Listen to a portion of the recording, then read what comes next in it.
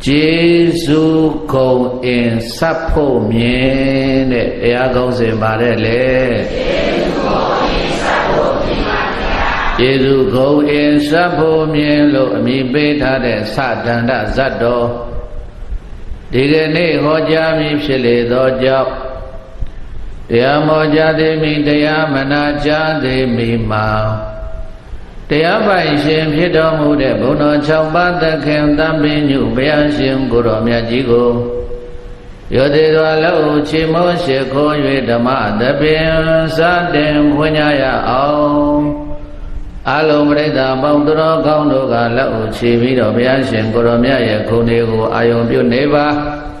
Boi Ga Dhamma Dana Palin Tha Na Ka Ne Vi Do Baya Shin Guru Mya A Shi Yu Go Yo Pu Zo Ade Namekara Phaya Shi Kho Phit Phaya Shi Kho Pu Zo Yue Dhamma De Bin Sa Den Phunya Ya Aung Ure Di Dani Lo Kin Yu San Di Ma Dhamma Di De Gu Baba De Di Ime Zang Ju Dhamma Ram Di Da Du Zu Dani Idani Phayadi Udo Yarana San Yo Yao Dara Ba Ngong No Phya Phya San Song Din Yue Swan Gong Weya Mi Gu Kha Kala Dhamaya Nai Dhamma Di De Gu Shwe Mya Ayao Ne La Yao Dwe Dwe La Yao No Te Kare Garamaka Win Chi Pa Yue Alin Di Dala Phya Phya Pwa Nai De Phim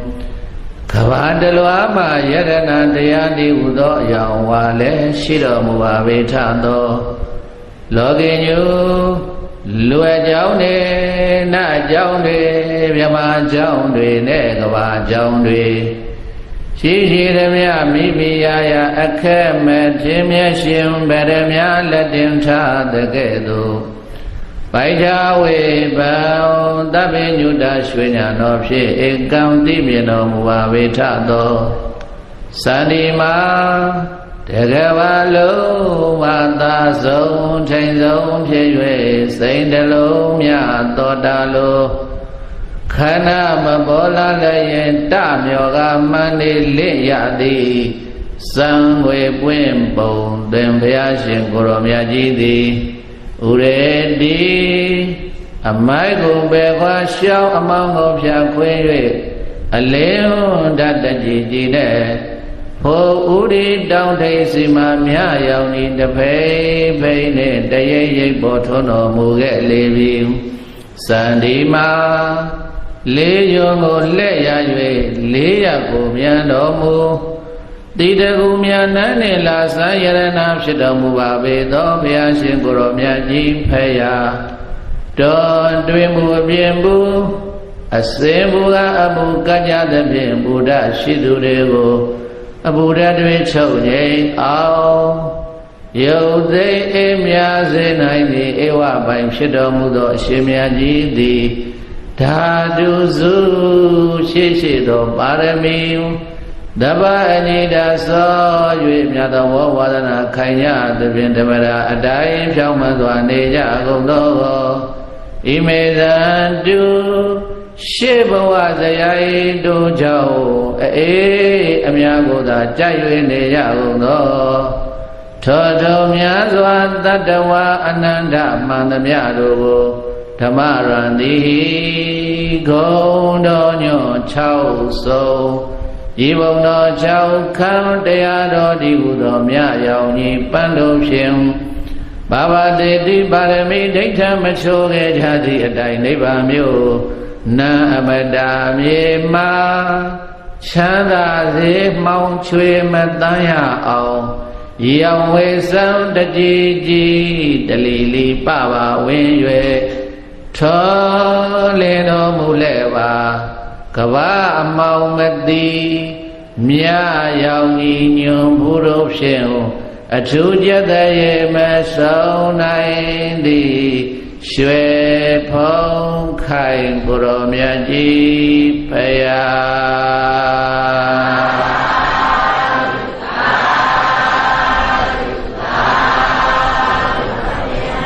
တာဘုစာပိုက်လေးတွေရွတ်ဆိုရင်းနဲ့မေတ္တာပို့လို့လိုက်ကြရအောင်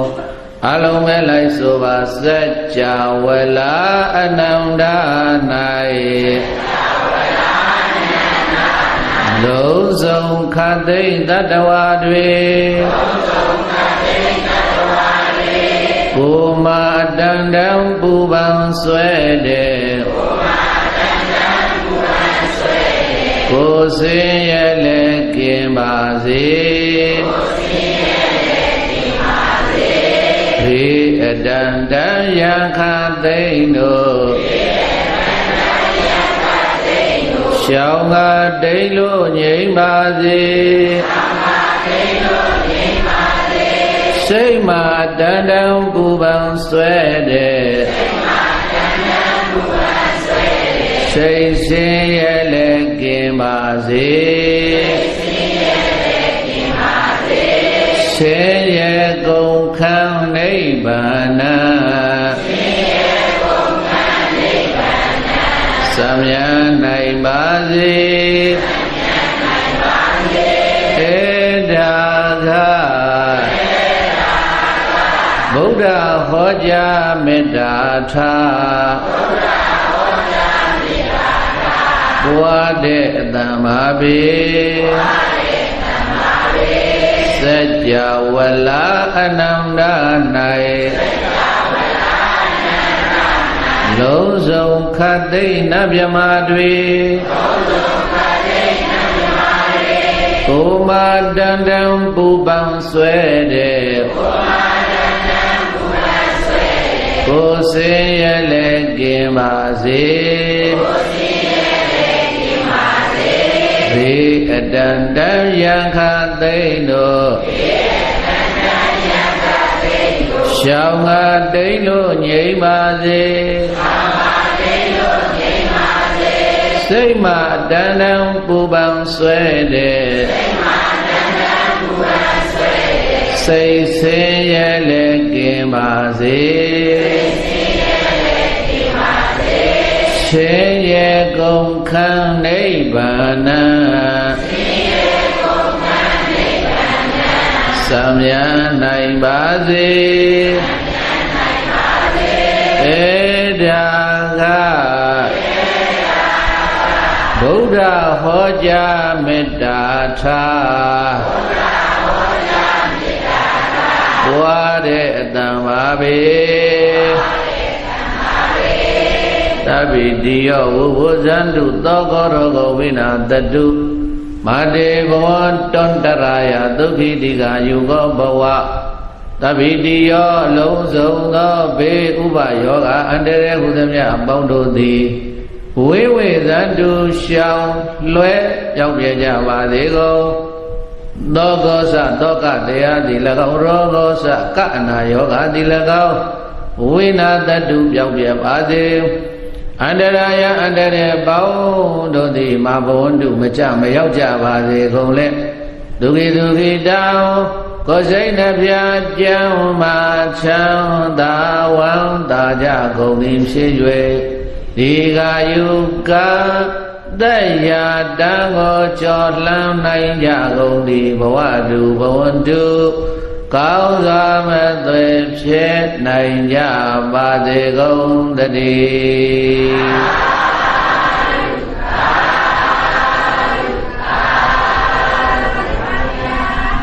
မေတ္တာအာသီသမေတ္တာပဋ္ဌာနာများပြုပြီးတော့ဒီနေ့ဓမ္မသဘင်စတင်လို့ဖွင့်ပါတယ်လက်အုပ်လေးတွေအောက်ချပြီးတော့ကိုရင်ရှည်ထိုင်နိုင်မဲ့ဣရိယာပုဂ္ဂိုလ်ပြင်ပြောင်းထိုင်လို့ဘေးတိုင်းဒီနေ့ခေါ်မဲ့တရားကျေးဇူးဂုဏ်အင်းစပ်ဖို့မြင်တဲ့ဗါတဲ့လေကျေးဇူးဂုဏ်အင်းစပ်ဖို့မြင်ပါဗျာလောကမှာအမေနဲ့အဖေဟာကျေးဇူးရှိတာမှန်ပါတယ်ကျေးဇူးကြီးပါတယ်အဲ့ဒီအမေနဲ့အဖေနဲ့တွေကျေးဇူးတရားရှိတာမဟုတ်ဘူးအမေတို့အဖေတို့တဲ့ပို့ပြီးတော့ကျေးဇူးကြီးတဲ့ပုဂ္ဂိုလ်၃ဦးရှိတယ်တဲ့ဗုဒ္ဓဂုဏောအနန္တောဓမ္မဂုဏောအနန္တောသံဃဂုဏောအနန္တောပြီးတော့မှမာတာပိတုဂုဏောလာအဲလူတွေကထင်နေတာကိုယ်ကိုကြွေးဘူးမွေးဘူးပေးဘူးတဲ့မိဘနှစ်ပါးပဲကိုကျေးဇူးရှင်လို့ထင်နေတာမဟုတ်ဘူးတဲ့ ကျေးဇူးတရားကြီးပါတာထိတ်ဆုံးကတင်လာတာမြတ်စွာဘုရားမြတ်စွာဘုရားပြီးရင်တရားတော်ပြီးရင်သံဃာတော်အဲ့တော့ကျေးဇူးအနန္တဂုဏ်အင်းပြရဲ့ဘုရားရဲ့တရားရဲ့သံဃာရဲ့ယရဏသုံးပါးဟာကျေးဇူးရှင်တဲ့ယရဏသုံးပါးဟာဗါတဲ့လေကျေးဇူးရှင်ပါဗျာအဲ့တော့ကျေးဇူးရှင်ကြီးတွေအကြောင်းဒီသာသနာတော်ကြီးပေါ်ဖို့လို့ဘယ်လိုတွေအနစ်နာခံပြီးတော့ဘယ်လိုတွေဆောင်ရွက်သွားတယ်ဆိုတာနောက်ပိုင်းမှာဘုရားတိုင်စာဒံဆင်မဲဇတ်တော်စာဒနာဇတ်တော်မှာထင်ရှားပါလိမ့်မယ်ဒါကြောင့်ဓမ္မပုဗ္ဗေဟိဒုက္ခတေသာသနေခန္ဓာမာရဏေသံဃာမောရံသူဝနာဘာနေသမာနဝိကုစရေဓမ္မပုဗ္ဗေဟိဒုက္ခတေသာသနေခန္ဓာမာရဏေသံဃာမောရံသူဝနာဘာနေသမာနဝိကုစရေဘွန်တော်တရားနာပရိသတ်ပေါင်းသူတော်ကောင်းတို့ဓမ္မဘဝေဟိထူးခြားလာစွာရတာနှစ်စီရှစ်လီတောင်းစက်၄တောင်ဆွဲသည်ဖူးမင်းတွေလောင်ပရိသတ်ဒီဒေသနာတိုက်ယုံတရားတော်ဒီဟုသောပန်းအစုံတို့ဖြင့်ဒုက္ခတေတပြန့်ပြန့်ကျူယန္တလူလျက်ရှိုက်ရှုလေညင်းတလိုက်လိုက်ကြိုင်သိမိတကာလနေသောသာရဏေခန္ဓာမာရဏေမဟာကနိုင်နသာမြိုင်ဟုငုံခိုင်မာလာခက်ညွန့်ဖြာသည်သာသနာတွင်ခေါ်ခန္ဓာမာရဏတောင်ကြီးပေါ်၌ဒုနာဘပန်းပါလှလာရွှေပြားခမ်းပြီးတကဲ့သို့မြင့်မြတ်ထောခါဝန်သင်္ကန်းရောင်ဖြင့်ပြောင်ပြောင်လင်းမိရွှေသွေးရွှေအောင်ဆင်းရှိတော်မူကြကုန်သောသံဃာဝရံအသက်အသွင်ကျင့်ဝတ်ခင်သည်အရှင်မောရှင်ကောင်းသံဃာတော်ဒီဟုသောရွှေဥတော်ကြီးတို့သည်နေသာမာနံသီလအာတိသမာဓိဘုဟပညာဘုဆုံးဝတိထုံးဖြင့်ရွှေပြုံးမြူကြွမိသံဖွာလေကတိဟံတွင်အဘိညာဉ်ဖြင့်ကောင်းငင်ပြန်သွားသံဃာတော်မူရကုန်လျက်ဝိကုစရေနှစ်သက်စွာဖြင့်ရတာရှိအောင်ဂီတိဂါထာအဖျားပြာကိုဂီတိဂါထာအဖျားပြာကိုသာယာတင်ထုညံကိုမြူလျက်အာယင်ကျူတော်မူကြလေကုန်မည်တကား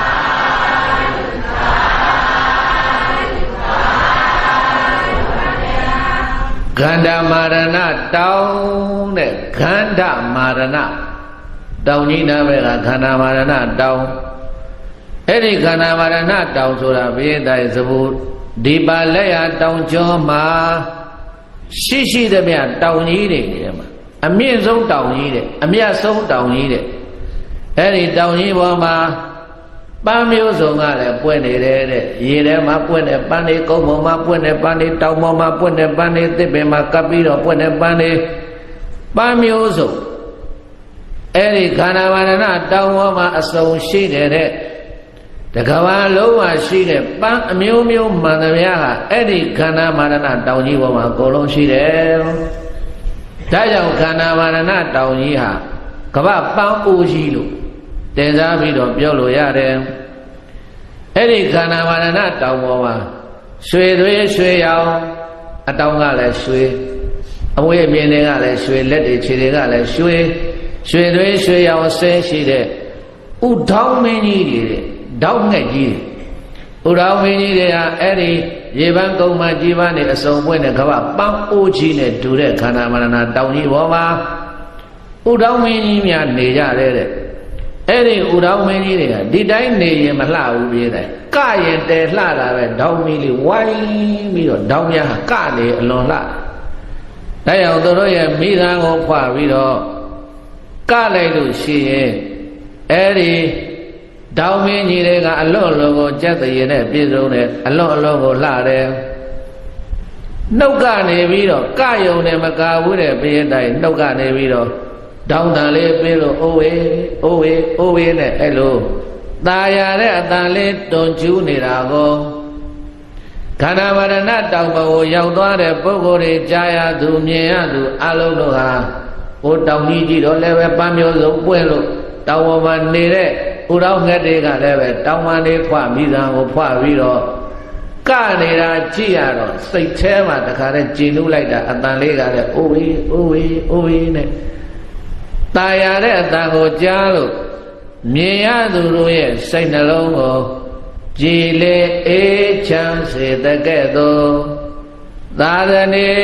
ကန္ဓာမာရဏေမဟာကနိုင်းနသာမြိုင်ဟုငုံခိုင်းမာလာခက်ညွန့်ဖြာသည်သာသနာတွင်ခောခန္ဓာမာရဏတောင်ကြီးပေါ်၌မြတ်စွာဘုရားရဲ့သာသနာတော်ကြီးဟာ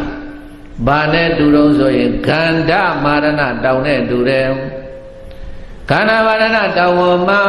ရေပန်းနဲ့ကုန်းပန်းနဲ့ကြီးပန်းနဲ့ပန်းမျိုးစုံပွင့်တယ်လို့ဘုရားရှင်ကိုရောမြတ်ကြီးရဲ့သာသနာတော်ကြီးမှာလည်းပဲဓမ္မခန္ဓာပေါင်း84,000လို့ခေါ်တဲ့ပန်းမျိုးစုံတဲ့ပန်းပေါင်း84,000နဲ့ပန်းပေါင်းဘယ်လောက်ပွင့်လဲ84,000တော့ရေပန်းကုန်းပန်းနဲ့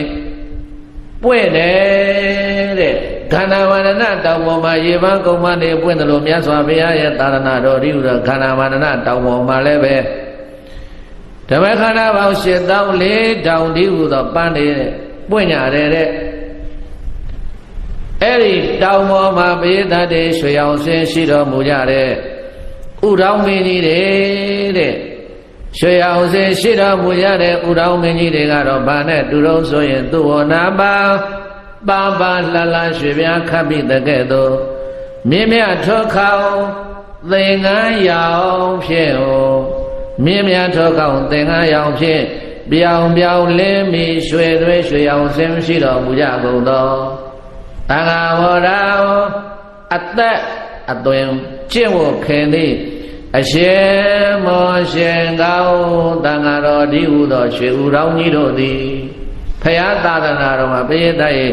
တန်ခါတော်တွေကဥတော်မင်းကြီးတွေနဲ့တူတယ်။ဘာနဲ့တူတယ်။တန်ခါတော်တွေကဘာနဲ့တူ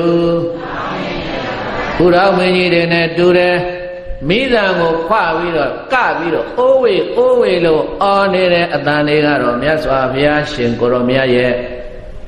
နှုတ်တော်ထွက်ဗုဒ္ဓပါဝေစနဘုရားစကားတော်တွေကိုနေရောညရောနှုတ်တော်ကနေပြီးတော့စာကျက်နေကြတဲ့ရွတ်ဖတ်တရဆယ်နေကြတဲ့စာသင်စာချလုပ်နေကြတဲ့ဆရာတော်တန်ခါတော်တို့ရဲ့စာချစာသင်တဲ့အတန်တွေကတရားဟောတန်တွေကတောင်းမြည်တန်နဲ့တူတယ်တောင်းဩတန်နဲ့တူတယ်ဒါကြောင့်ဘုရားသားရဲ့အဲ့ဒါလေးလိုက်ဆိုကြည်စားမှာခန္ဓာမာရဏတောင်းပမာ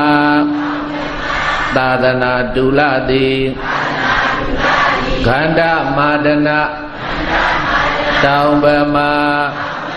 သာသနာတူလသည်ရှင်တော်ဟောကြားမြတ်တရား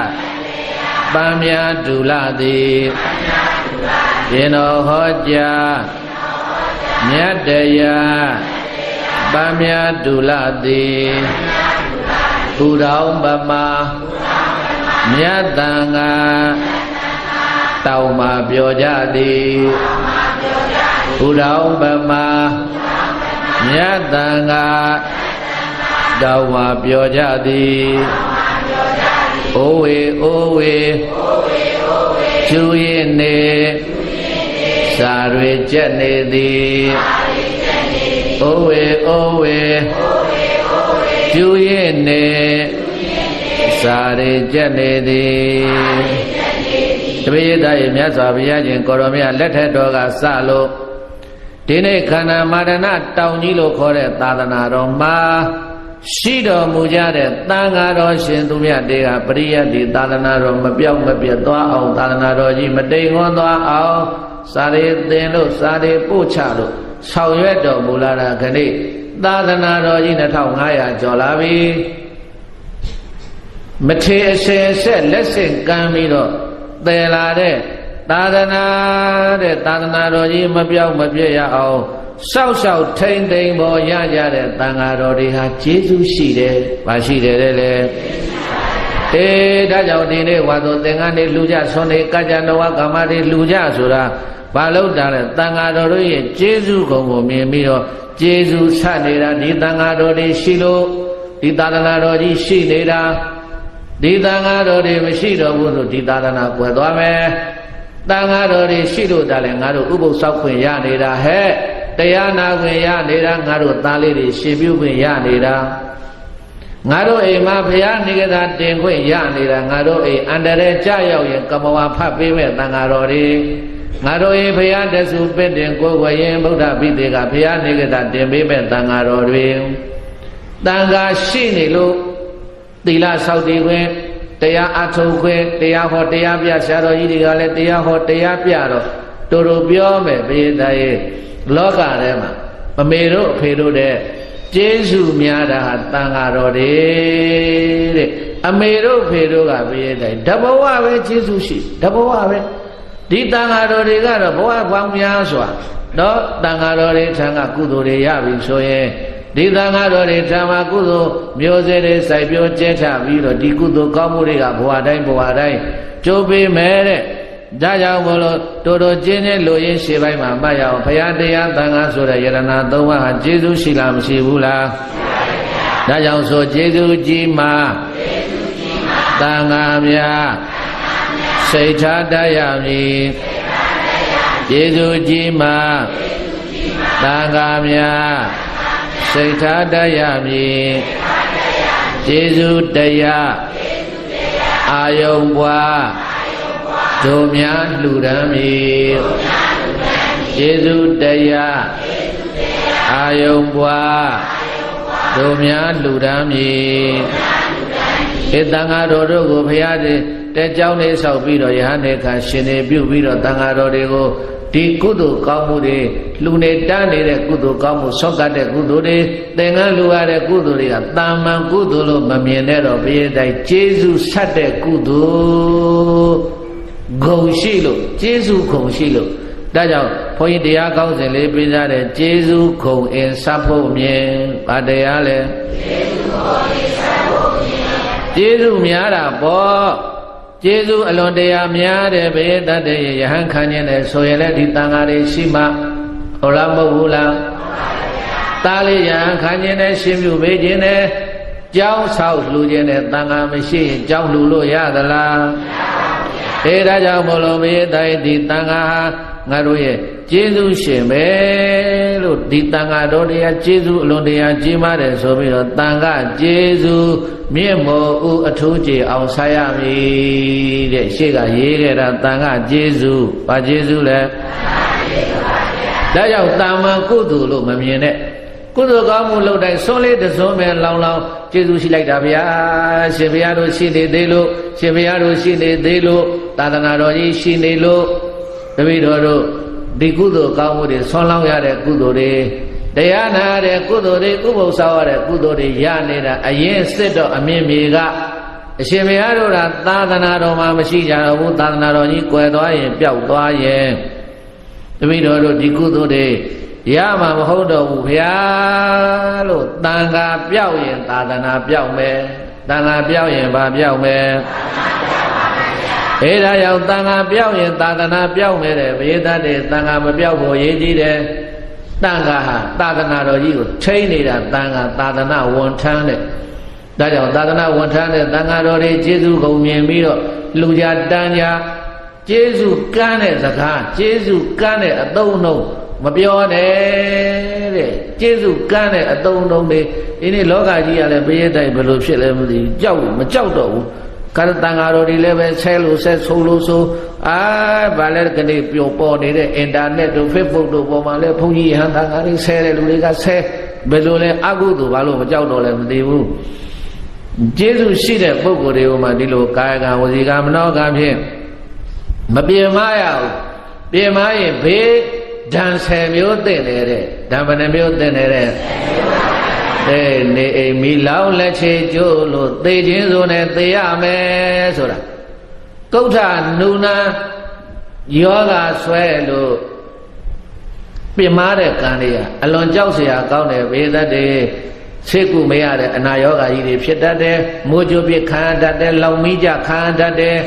အိုးလှုပ်တဲ့စီးပွားမဖြစ်ဘူးတဲ့ဒါကြောင့်တို့ပြောဆိုစရံဇတ်တော်သွားကြဆိုဒီမြတ်စွာဘုရားရဲ့သာသနာတော်မှာဘာဝဆင်များဝတ်သင်္ကန်းဖြင့်နော်ဝိကြုံသုံးဆွဲတော်မူနေတဲ့သံဃာတော်ရဲ့သီလဂုဏ်သမာဓိဂုဏ်ပညာဂုဏ်ဂုဏ်ကျေးဇူးတွေကိုအာယုံပြုပြီးတော့လူနေတာနေတာကျေးဇူးဆန်နေတာသံဃာမစော်ကားနဲ့သံဃာမပြေမားနဲ့သင်္ကန်းဝတ်ထားတယ်သံဃာဘုရားဆူဆူဝတ်တော်မူတဲ့သင်္ကန်းဘုရားလည်းဒီသင်္ကန်းဝတ်သွားတာပဲရှင်သာရိပုတ္တရာလည်းဒီသင်္ကန်းဝတ်သွားတာပဲ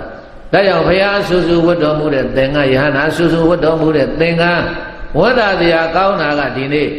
ဝါဆိုလပြည့်နေ့မှာဒီသင်္ကန်းကိုလှူခွင့်ရတာဟာဝတ်တာတရားကောင်းတယ်ဒါကြောင့်သင်္ကန်းလှူရတဲ့ကုသိုလ်ကသင်္ကန်းမြင်ရင်ဘုရားတိုင်ယူသေးတဲ့လေးစားတဲ့ရှေ့ကလူမပြောနဲ့တိရစ္ဆာန်များတော့မှသာသနာတော်ရဲ့ဝတ်စုံလို့ခေါ်တဲ့သင်္ကန်းကိုတွေ့ရင်သင်္ကန်းလှူခဲ့ဘူးတော့သင်္ကန်းကိုတွေ့လိုက်တာနဲ့ကြမ်းတမ်းနေတဲ့ဒေါသသတ်မဲ့ဖြတ်မဲ့လို့ဖြစ်နေတဲ့ဒေါသအရှိန်တွေတော့မှသင်္ကန်းကိုမြင်လိုက်ရတာနဲ့သင်္ကန်းကိုဖူးတွေ့လိုက်ရတာနဲ့အဲ့ဒီလောဘဒေါသတွေငြိမ်းတယ်တဲ့သင်္ကန်းရဲ့အရှိန်ဘာအရှိန်လဲ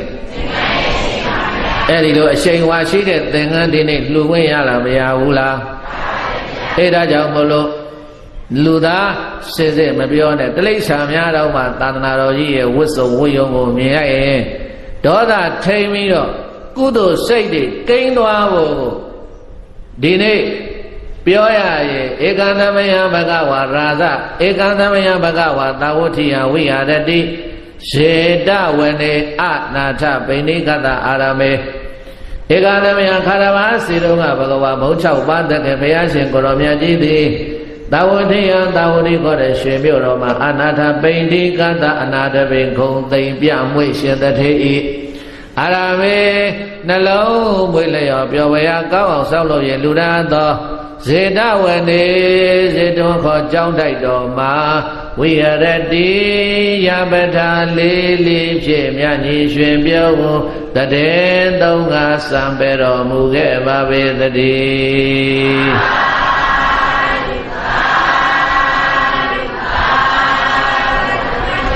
ရသော်ဘုရားရှင်ကိုရောမြတ်သာဝတိပြေမွန်စေတော်ကြောင်းတော်မှာတတဲ့သုံးနေစဉ်ကာလညဓမ္မသဘင်တရားပွဲကြီးမှာ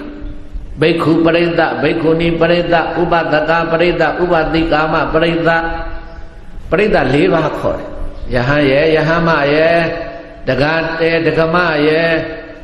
ပရိသတ်၄ပါးစုံတဲ့ဓမ္မသဘင်တရားပွဲကြီးမှာမြတ်စွာဘုရားရှင်ကိုရောမြတ်ဗုဒ္ဓသနပလင်မောတက်ပြီးတော့တရားဟောနေတာပရိသတ်တရားဟောနေတဲ့ချိန်မှာမြတ်စွာဘုရားရှင်ကိုရောမြတ်ရဲ့လက်ဝဲပဲနာတောက်ဆွမ်းနာကဘိက္ခုနီမလေးတစ်ပါးတဲ့ဘိက္ခုနီမလေးကတရားနာရင်းနဲ့မြတ်စွာဘုရားသေချာဖူးတယ်တဲ့တရားဘူးတော်မြတ်စွာဘုရားရှင်ကိုရောမြတ်ရဲ့ရုပ်ယူပကာယအစင်းတော်ဟာအလုံးကိုကြည်ညိုဝဲကောင်းတာကိုဘုရားကလောကစကားနဲ့ပြောချောတာအဲ့ဒါဒီလောက်ချောဒီလောက်လှတယ်ဘုရားစာလို့ပြောရင်တတ်ပဲတယ်ပေါ့အဲ့ဒါဒီလောက်ချောဒီလောက်လှတယ်ဘုရားရဲ့ဇနီးတဲ့ဒီကလေးဒီကလေးမလေးကဘိက္ခုနီမလေးကဒီလောက်ချောဒီလောက်လှတယ်မြတ်စွာဘုရားရှင်ကိုရောမြတ်ကြီးရဲ့ဇနီးတဲ့ငါဖြစ်ခဲ့ဘူးလားခုဘဝတော့ထားဖို့ခုဘဝကတော့ရသောတရားဆိုတာသိပြီးသားကိုရှေ့ဘဝတွေကဒီလောက်ချောဒီလောက်လှတယ်ဘုရားရဲ့အလောင်းတော်ကြီးရဲ့ဇနီးမယားငါဖြစ်ခဲ့ဘူးလားလို့အဲ့ဒီဘိက္ခုနီမလေးခါပဲတိုင်းစဉ်းစားနေတာတဲ့စဉ်းစားရင်နဲ့သူတောင်းခဲ့တဲ့စုအတိုင်းပဲဇာတိတ္တရဉာဏ်ပေါ်လာတဲ့ဇာတိတ္တရဉာဏ်ဆိုတာရှေ့ဘဝကိုပြန်မြင်နိုင်တဲ့ဉာဏ်ကိုဇာတိတ္တရဉာဏ်လို့ခေါ်တယ်ဇာတိတ္တရဉာဏ်ပေါ်လာတဲ့အခါကျတော့ဇာတိတ္တရဉာဏ်နဲ့ဆင်ခြင်ပြီးကြည့်တော့ မြတ်စွာဘုရားရှင်ကိုရောမြတ်ပါရမီဖြည့်ရကာလမှာဒီဘိက္ခုနီမလေးဟာဘုရားအလောင်းတော်ကြီးရဲ့အမတန်ချောအမတန်လှတဲ့ဘုရားအလောင်းတော်ကြီးရဲ့ဇနီးမယားဖြစ်ခဲ့ဘူးတဲ့ဝမ်းတာလိုက်တာတဲ့ငါထရီရောဝမ်းတာလုံးလုံးဒီမှာတရားဟောနေတဲ့ချိန်ဟီခီနဲ့ထရီတဲ့အခါကျတော့ဘိက္ခုနီမတွေကလက်တို့တယ်ဘာလို့ရှိတယ်လဲသူများတရားဟောနေတယ်သိချမနာပဲနဲ့ဘုရားတရားဟောနေတယ်ဘာလို့ထရီတယ်လဲငြိမ်သွားတယ်အကြီးရသွားတယ်နောက်ဆင်ញင်ပြီးတော့ကြည့်ဒီဘုရားအလောင်းတော်ကြီးရဲ့ပေါ်မှာငါကာယကဝစီကမနောခံနေတဲ့ဗာတွေများအတိတ်ဘဝကပြင်မမိခဲ့ဘူးတော့လို့ဇာတိတ္တရဉာဏ်နဲ့ပြန်ပြီးတော့ဆင်ញင်ကြည့်လိုက်တဲ့အခါကျတော့ဘေဒရဲ့ဘုရားအလောင်းတော်စာရံဆင်မင်းကြီးဘဝမှာမိဘယာအငယ်သုလသုဘာနာဆိုတာဖြစ်ခဲ့ဘူးတဲ့အဲ့ဒီတော့ကဆွဲတော်နှစ်စုဖြတ်ပြီးတော့အလောင်းတော်ကြီးတတ်ခဲ့တဲ့ကံသွားမြင်ရောဟာတခါတည်းငိုလိုက်တာဆိုတာတရားနာနေရင်တဲ့အတ္တမှာထွက်လာတော့ဘေးကသံဃာတော်တွေကဒီဘိက္ခုနီမဟာယူနေသလားဘယ်လိုဖြစ်တယ်လဲအခုကြီးလိုက်အခုငိုလိုက်နဲ့ဘုရားတရားဟောနေတာမလေးမစားနဲ့ဘယ်လိုလုပ်နေလဲဒီဘိက္ခုနီမဟာဒါနဲ့သံဃာတော်တွေကမြတ်စွာဘုရားလျှောက်တယ်ဘုန်းတော်ကြီးဘုရားဘိက္ခုနီမဟာယူနေပြီထင်တယ်ဘုရားဒီလိုဆွဲထုတ်ရမလားမဆွဲထုတ်နဲ့ရှင်သားတို့ဟာဒီဘိက္ခုနီမလေးနေဇာတိတ်တရဉာဏ်ကိုရလို့ငိုချင်းရည်ချင်းနှမျိုးလုံးတယ်အဲ့တော့ဘိက္ခုနီမနဲ့မြတ်စွာဘုရားပဲသိတာကိုဘယ်လိုဖြစ်တယ်လဲငိုချင်းရည်ချင်းနှမျိုးဖြစ်တယ်ဆိုတော့မှဘုရားရှင်ကိုရောမြတ်ကခြေသားတော်တဲ့ဒီဘိက္ခုနီမလေးဟာတခုသောဘဝမှာငါ10မျိုးမှဖြစ်တော့ငါစတဲ့10မင်းဖြစ်စဉ်ကာလကဒီဘိက္ခုနီမဟာငါရဲ့မိဖုရားအငယ်သုလသုဘာနာဖြစ်ခဲ့ဘူးတဲ့ငါရဲ့မကောင်းရုပ်သူဆောင်ရွက်ပြီးတော့ငါအစွဲနှစုကိုဖြတ်ယူခဲ့ဘူးတယ်လို့အဲ့ဒီလိုမြတ်စွာဘုရားကတရားအစလေးစလိုက်တော့တန်ဃာတော်တွေကစိတ်ဝင်စားလာတဲ့ဘယ်လိုဖြစ်လို့ဒီစွဲတော်နှစုဖြတ်တယ်လဲဘာကြောင့်ဖြတ်တယ်လဲဘယ်အကြောင်းကြောင့်လဲသိကျင်လို့အဲ့ဒါနဲ့ဘုန်းတော်ကြည်တော်မူသောမြတ်စွာဘုရားတပည့်တော်တို့ဖြစ်နိုင်မယ်ဆိုရင်ဒီဘိက္ခုနီမလေးနဲ့အရှင်ဘုရားတို့ရဲ့အတိတ်ကဇတ်လန်းလေးကိုပြန်ပြောင်းပြီးတော့ပြောပြမယ်ဆိုရင်ခေါ်ပြမယ်ဆိုရင်တပည့်တော်တို့နာကျင်ပါတယ်မြတ်စွာဘုရားလို့ဘုရားရှင်ကိုရောမြတ်ကိုလျှောက်တော့ဘုရားရှင်ကိုရောမြတ်ကခြေသားတို့အတိတေဗာရာဏတိယံခြေသားတို့အတိတ်ဝေးစွာခမတစ်ခုစီတော့ကဟိမဝန္တာလို့ခေါ်တဲ့တောအရာမှာစဒံလို့ခေါ်တဲ့ရေအိုင်ကြီးရှိတယ်တဲ့အဲ့ဒီစဒံရေအိုင်ကြီးမှာစဒံ10မင်းမျိုးအကောင်ပေါင်း18,000ရှိတယ်တဲ့7,000ရှိအဲ့ဒီရှင်တွေကချက်သားတို့တကောအလွန်ကြီးတယ်ကောင်းကင်ပြန်နိုင်တယ်ရှင်ပြန်ယရနာကြီးတွေကောင်းကင်ကိုပြန်နိုင်တယ်ငါဘုရားလောင်းတော်ဟာအဲ့ဒီစဒံ10မျိုးမှာသွားပြီးတော့10မင်းဖြစ်တယ်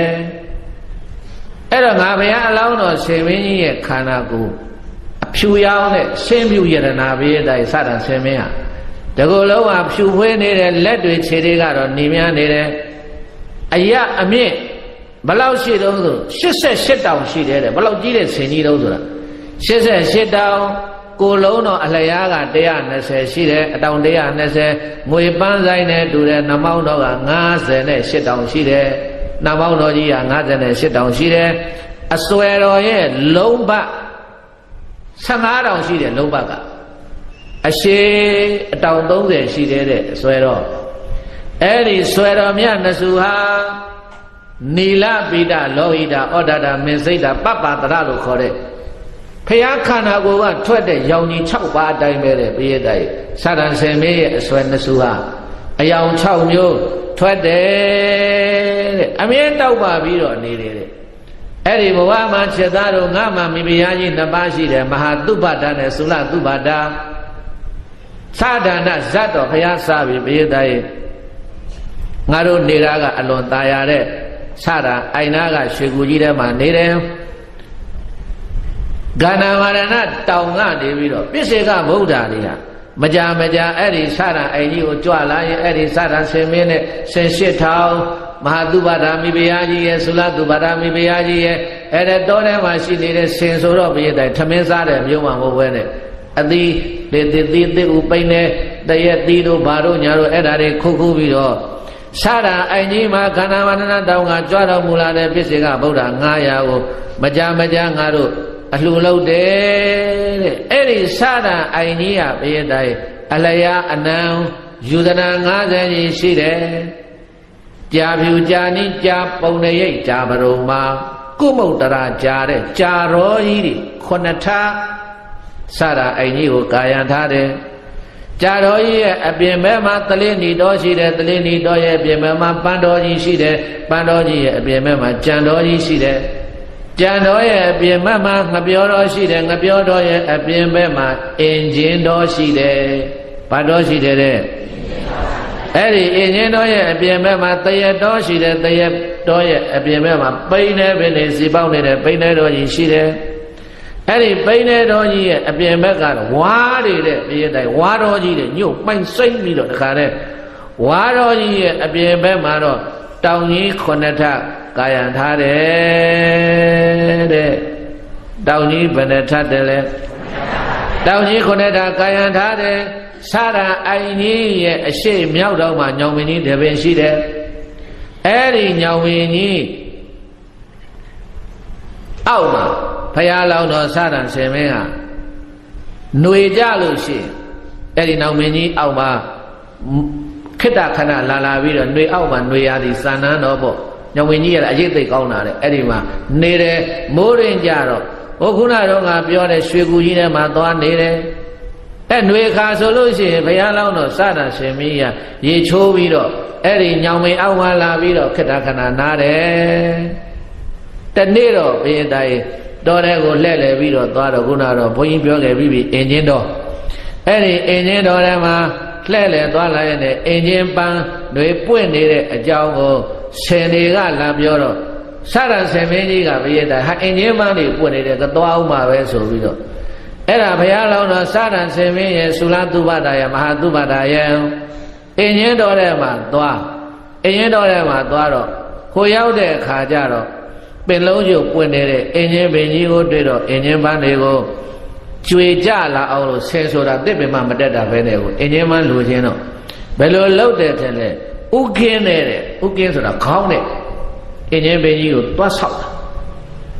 ခေါင်းနဲ့သွားပြီးတော့ဆောက်တော့အင်ဂျင်ဘန်းတွေကျွေအောင်လို့သွားဆောက်တဲ့အခါကျတော့အဲ့ဒီချိန်မှာသုလသုဘဒာနဲ့မဟာသုဘဒာမိဖုရားကြီးနှစ်ပါးကဘုရားတိုင်ဘယ်လိုနေကြတုံးဆိုတော့သုလသုဘဒာ10မကလေအထက်လေညာမှာမဟာသုဘဒာ10မကလေအောက်မှာလေတင်နဲ့လေညာလေအထက်နဲ့အောက်မှာအဲ့ဒါတခါတည်းဘုရားလောင်းတော်ကြီးကဥခင်းနဲ့အင်ဂျင်ပင်ကြီးကိုသွားပြေးဆောက်လိုက်တဲ့အခါကျတော့ဖြစ်ရှင်တော့အင်ဂျင်ပင်ပေါ်မှာကလည်းတက်ကိုင်းအင်ဂျင်ကိုင်းတကိုင်းက6နေတယ်တဲ့အဲ့ဒီ6နေတဲ့တက်ကိုင်းထဲမှာပဲခါကျင်အုံကြီးဆွဲနေတယ်တဲ့ဗာဆွဲနေတယ်တဲ့လေအဲ့တော့ခါကျင်အုံကြီးဆွဲနေတော့ဘုရားလောင်းတော်ကြီးစတန်ဆယ်မင်းကဥကောင်းနဲ့တိုက်လိုက်တဲ့အခါကျတော့အင်ဂျင်ပန်းတွေကလေအောက်မှာနေတဲ့မဟာသုဘဒာမိဖုရားကြီးရဲ့ဥကောင်းဘောခန္ဓာကိုယ်အင်ဂျင်ပန်းတွေကကျွေကြတယ်တဲ့လေတင်မှနေတဲ့သုလသုဘဒာမိဖုရားကြီးရဲ့ခန္ဓာကိုယ်ဘောတော့အဲ့ဒီသက်ကိုင်းကြောက်ကြီးကကျိုးပြီးတော့ခါကျင်ဒုတ်ကြီးပါသွားတယ်တဲ့သိပဲတင်လဲကျွေကြပြီးတော့အဲ့တော့သုလသုဘဒာမိဖုရားကအဲ့ဒီမှာစိတ်ဆိုးတယ်တဲ့ဘုရားတိုင်ဘာဖြစ်တယ်လဲစိတ်ဆိုးတာဒေါသစိတ်ဆိုးတာဘာဖြစ်လဲအဲ့ဒီမှာသုလသုဒ္ဓရာမိဖုရားကြီးစိတ်ဆိုးပြီးတော့ရညိုးဖွဲ့တယ်သိမယ်မဟာသုဘဒာမိဖုရားကြီးတော့ချစ်လိုက်တာတုံနေတာပဲမရချင်းတူတူကြည်စမ်းပါဦးဟိုမှာကြတော့ပြင်အင်ဂျင်ပန်းတွေကြလာအောင်ဥခင်းတော်နဲ့တိုက်ပြီးတော့ပန်းမိုးတွေရွာချပေးတယ်ငါခန္ဓာကိုယ်ပေါ်တော့ခါကျင်ဒုတ်နဲ့သစ်ကိုင်းကြောက်တွေသိရွက်တွေချပေးတယ်တနေ့ဒင်းသိမယ်တဲ့ဘုရားသားရဲ့အဲ့ဒီမှာဒီသုလသုဘဒာမိဖုရားဟာဘ ဖះလောင်းတော်ပေါ်မှာရံညိုးဖွဲ့တယ်ထားလိုက်တော့နောက်တစ်ခုအေးတိုင်းတနေ့သောအခါကာလမှာတဲ့ရံညိုးက2ကြိမ်ဖြစ်တာ2ကြိမ်ဖွဲ့တယ်တနေ့သောအခါကာလမှာဖះလောင်းတော်စာရံဆေမင်းရဲ့မဟာတုပါဒာမိဖုရားကြီးရဲ့သုလတုပါဒာမိဖုရားရဲ့ရေချိုးပြီးတော့ရေအိုင်ကနေတက်လာတဲ့အချိန်မှာဆင်ပေါက်2ကောင်ကဘယ်ကနေဘယ်လိုရလာလဲမသိဘူးပရိသတ်ကြီးပွင့်ကြ80နဲ့အပွင့်နဲ့80ဆင့်နာတဲ့တတ္တုဒ္ဒရလို့ခေါ်တဲ့ဗဒုံမာကြာဝင်ကြီးရလာတယ်ဆင်ပေါက်လေး2ကောင်သွားရှာလာတာဗဒုံမာကြာဝင်ကြီးရလာ80ဆင့်ရှိတယ်အပွင့်ကအဲ့ဒါတတ္တုဒ္ဒရလို့ခေါ်တဲ့ဗဒုံမာကြာဝင်ကြီးရလာတော့အဲ့ဒီကြာဝင်ကြီးကိုဖះလောင်းတော်စရံဆင်မဲကိုလာပြီးတော့ပေးတော့ဘုရားလောင်းတော်ကဒီဘုံမှာကြာဝင်ကြီးကြည့်ပြီးတော့ဩအနာမှာနီးနေတာကမဟာတုပါဒာမိဖုရားကြီးကိုအဲ့ဒါနဲ့မဟာတုပါဒာမိဖုရားကြီးကိုပေးလိုက်တော့အဲ့ဒီချိန်မှာသုလတုပါဒာဆင်မကငါ့ကိုမချစ်လို့မပေးတာပဲချစ်တဲ့သူပန်းပေးတယ်အေးသိမဲ့ဆိုပြီးတော့ဘုရားတိုင်အဲ့ဒီချိန်မှာလည်းပဲဒုတိယအကြိမ်စိတ်ဆိုးတယ်ဒုတိယအကြိမ်ဘာဖြစ်လဲစိတ်ဆိုးပြီးတော့ဘုရားတိုင်ရံညိုးဖွဲ့ပြီးတဲ့ရံညိုးဖွဲ့ပြီးတဲ့တနေ့တော့ဂန္ဓာဝရဏတောင်ကပြစ္ဆေကဗုဒ္ဓ900ဟာဘေးသားရဲ့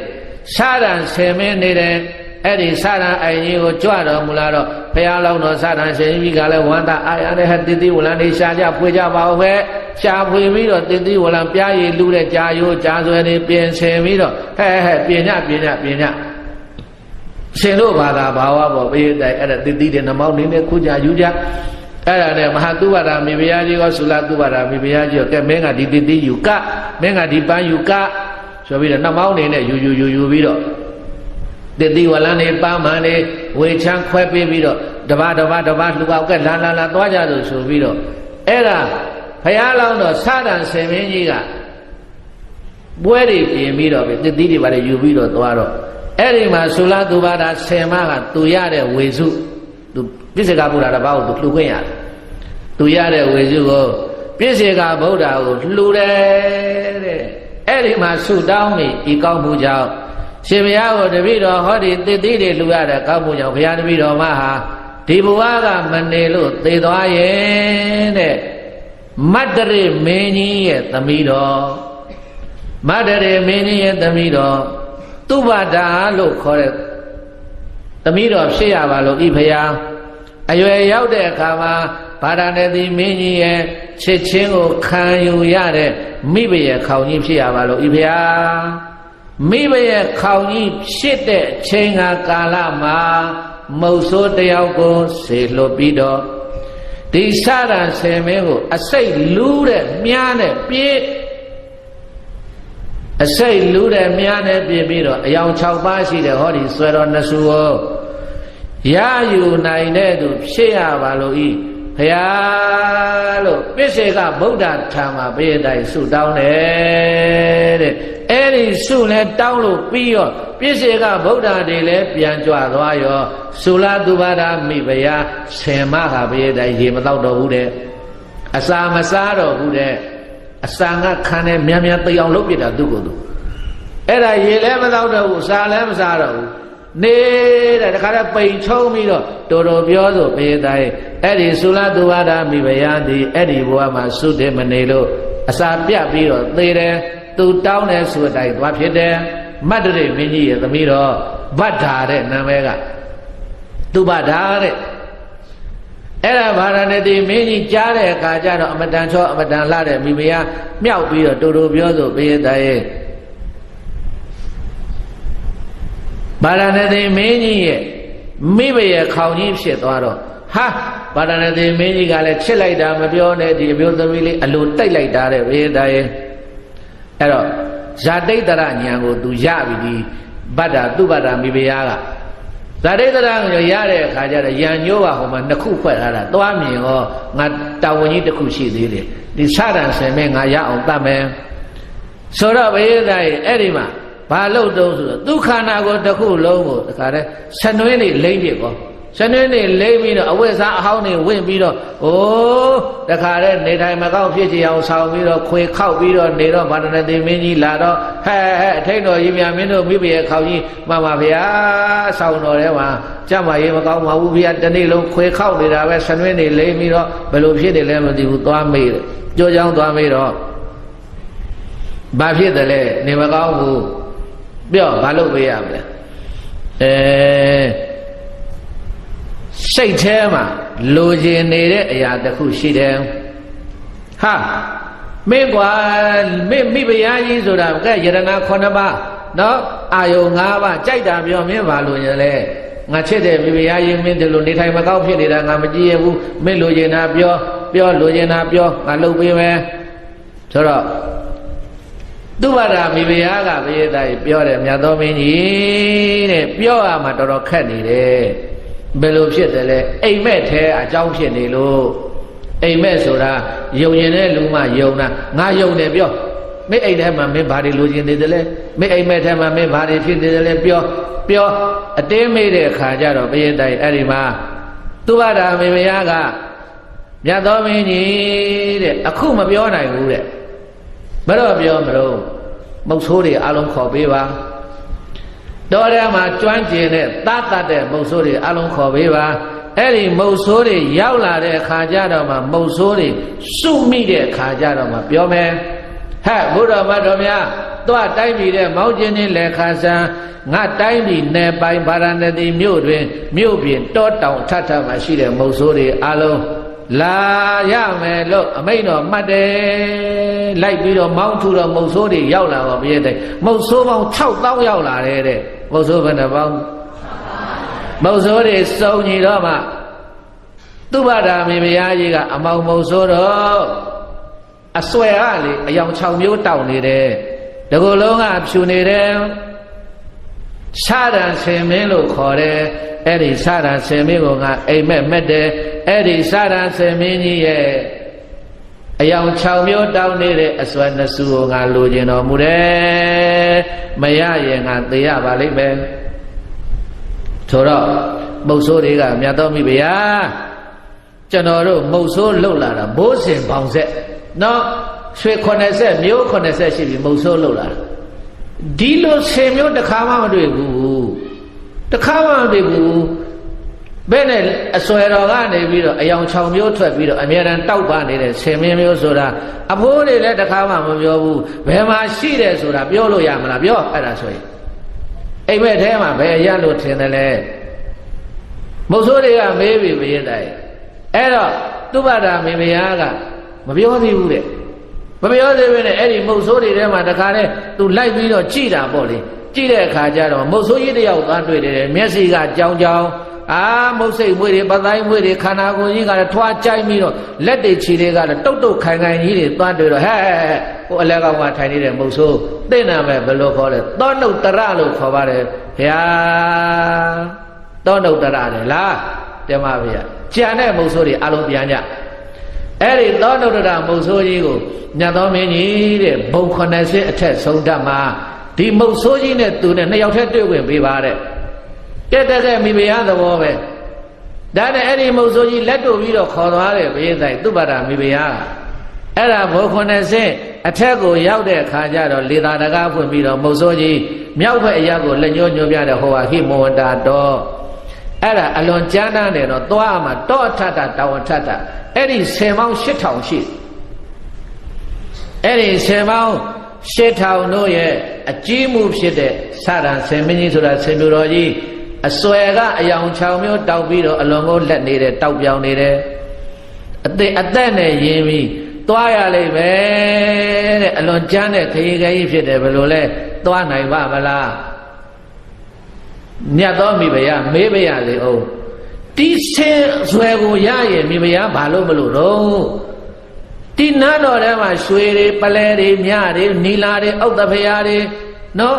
ဘာလို့မလဲလက်ကောက်လို့မလားရွှေလက်ကောက်လို့မလားစိန်လက်ကောက်လို့မလားဗရမ လက်ကောက်လို့မလားဘာဆင်းဆွဲတဲ့အများကြီးတန်ဖိုးရှိတယ်လက်ဖို့ယရနာတွေယရနာ9ပါးတွေပြည့်စုံနေရဲ့သားနဲ့ဘာဖြစ်လို့ဒီဆင်းဆွဲကိုလိုချင်ရတာလဲဗျာလို့ဆိုတော့မှ သူဘာသာမိဖုရားကဆင်းဆွဲလို့ခြင်းလို့မဟုတ်ဘူးတတ်ချင်လို့တဲ့ဘာဖြစ်ချင်လို့လဲတတ်ချင်လို့အစွဲကိုလို့ခြင်းလို့မဟုတ်ဘူးတတ်ချင်လို့ကိုခိုင်းတာအဲ့တော့သွားမလားမသွားဘူးလားမင်းအဲ့ဒါပဲငါ့ကိုပြောဒီလောက်ခက်ခဲတဲ့ခရင်ကြီးမသွားမရစေနဲ့ဟေးဓမ္မ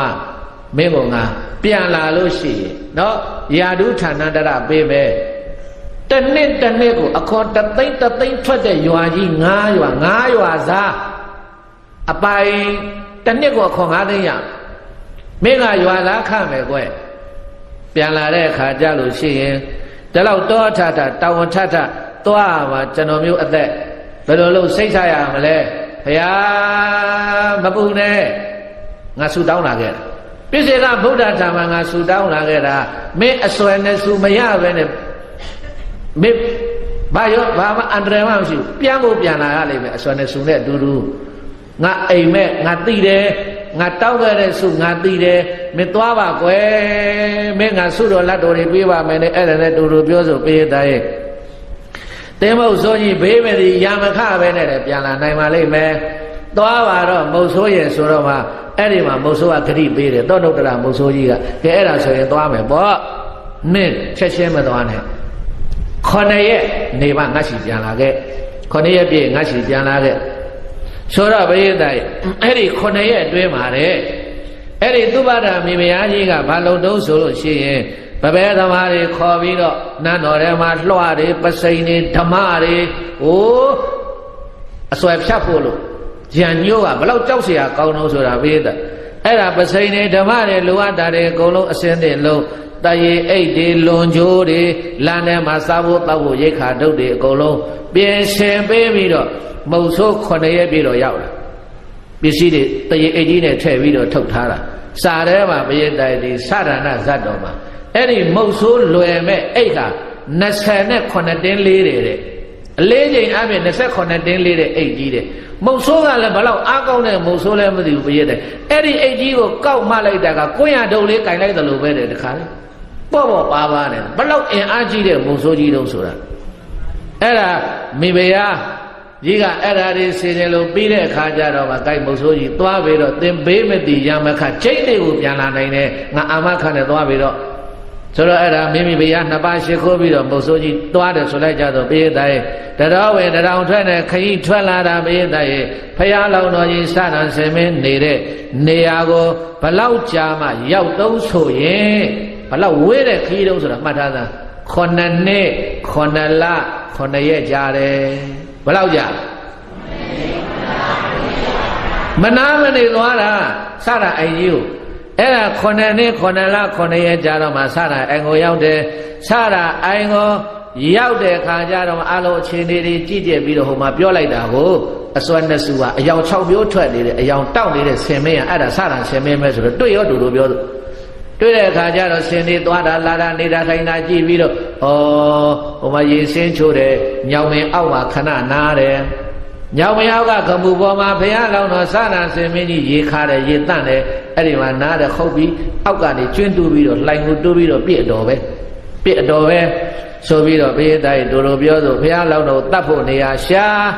ရေချိုးပြီးခဏခဏနားတဲ့နေရာကိုတွေ့တော့မှတွင်တူးပြီးတော့ညကြတော့အလောင်းတော်ကြီးကခုထဲဝင်အိတ်တာဟုတ်အဲ့ဒါတွင်းတူးပြီးတော့တောကပြင်များတွေဖုံးမြင်းကြီးတွေတင်သိရွက်တွေဖုံးပြီးတော့အများထွက်လို့ရတဲ့အပေါက်ကလေးတစ်ပေါက်ပဲဖောက်ထားပြီးတော့အဲ့ဒီသောနုတ္တရမုတ်ဆိုးကဘေးသားရဲ့ဒီကသွားတဲ့ကသင်္ကန်းယူသွားတယ်တဲ့သင်္ကန်းစာလေးခြုံပြီးတော့မုတ်ဆိုးဘာတိလမှမရှိဘူးဘေးသားသင်္ကန်းစာလေးခြုံပြီးတော့အဲ့ဒါဘုရားလောင်းတော်ကြီးရေချိုးလာတာဆင်းနာကိုစောက်တယ်တဲ့မြားပြစ်ဖို့လို့အပေါက်တစ်ပေါက်ပဲဖောက်ထားတာအဲ့ဒါနဲ့ဘုရားအလောင်းတော့ရေချိုးပြီးတော့တက်လာပြီတို့လိုပြောဆိုအဲ့ဒီနေရာမှာရက်လဲရမိတော့အာကုန်သုတ်ပြီးတော့ဘုရားတိုင်းဖောက်ထွက်လိုက်တာဘုရားလောင်းတော့ချက်ကနေပြီးတော့ပောက်ပြီးတော့နံယိုးအခါထဲမှာဥသိမ်ဥမတရက်ရွက်တဲ့စာထဲမှာတွေ့အကုန်လုံးပြတ်တက်ပြီးတော့မြားကလည်းဘလောက်ပြင်းနေမြားလည်းမသိဘူးဒီကြောဘုံမှာဖောက်ထွက်ပြီးတော့ဟိုးတခါတည်းမြားဟာကောင်းကင်ဝပြန်တက်သွားတယ်တဲ့ကောင်းကင်ဝပြန်တက်သွားတော့ဝေဒနာကပြင်း ဘုရားလုံးတော်ကြီးဝေဒနာပြင်းတော့ဘုရားတိုင်းသိမခံနိုင်တော့ဘူးသိမခံနိုင်တော့အဲ့ဒီမှာဘုရားလုံးတော်ကြီးကဂျိုးရတာကဲ့သို့အတန်၃ညိတ်ပေးတယ်တဲ့နှမောင်းကြီးထောက်ပြီးတော့တခါတည်းအော်တော့တာပေါ့ဘုရားတိုင်းဟိုမှာ10ပေါင်း8000ဆင်းတွေကဘုရားလုံးတော်ကြီးအော်တော့တို့လည်းဝိုင်းအော်တော့တာပေါ့ဒေါ်လုံးကိုတခါတည်းကြွကြွညံပြီးတော့ဘယ်လိုဖြစ်သလဲဒေါ်လုံးတောင်လုံးဆင်းနေ8000အော်တဲ့အတန်ကဘယ်လောက်ထိအောင်ဆူညံသွားမလို့ဆိုတာကြည်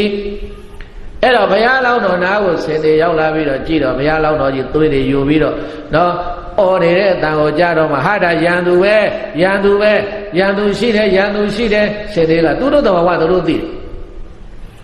တယ်ဒေါ်လုံးကိုဘယ်တိုင်းဆင်း8000ဟာ